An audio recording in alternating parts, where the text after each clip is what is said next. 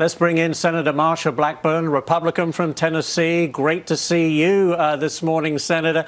How big of a concern is this?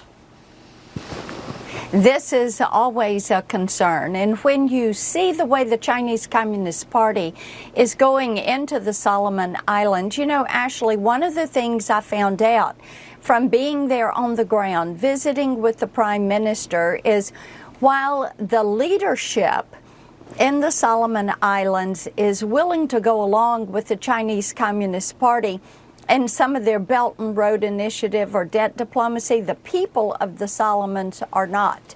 They are very religious. They are very freedom-oriented. There is an active opposition to what the Prime Minister and the leaders are doing. And the preferred partner by the people of the Solomon Islands is the United States, not the Chinese Communist Party, who brings them inferior products or does inferior construction, doing it with Chinese labor, not working with the people of the Solomons to build the items that they are building there on the island. You know, Senator, you just returned from a trip to Taiwan. You called the island an independent nation. Was part of your trip designed to make a statement? What we are doing is working toward protecting the Pacific Island nations, Taiwan included, from the Chinese Communist Party's aggression. You know, they're intent on being globally dominant by the time we get to the midpoint of the century. They have been very aggressive in how they have chosen to move forward in the last 18 months. That's of concern to us. But when we look at Taiwan, we have to realize that this is a nation that had declared their independence. They have a founder of the country. They have a constitution, a president, a cabinet, a military. They value their independence. They share our goals of democracy and freedom and diplomacy. And they seek to have more ties with the United States and Western nations. And that's a good thing. We need them as our ally, and they are a strong ally indeed.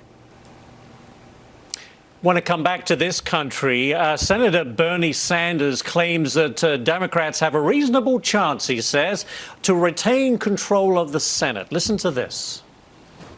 I think there is a reasonable chance the Democrats will retain control over the Senate. I certainly hope we get more than 50 in the Senate, that we get at least 52, so we can start going forward and protecting working people in a way we have not been able to do up to now.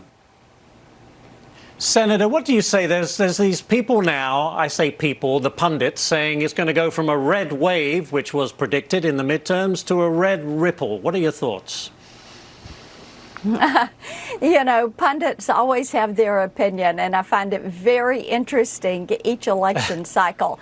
But when I'm across here in Tennessee talking to people or talking with people from other states, inflation is a top issue. The open border is a primary concern, crime in the streets. And, you know, Ashley, those are all issues that have been brought to you by the Democrat Party, and people know that.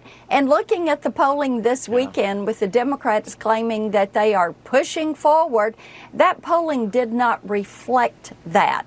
It shows Republican candidates for these Senate seats still holding their lead in these competitive states.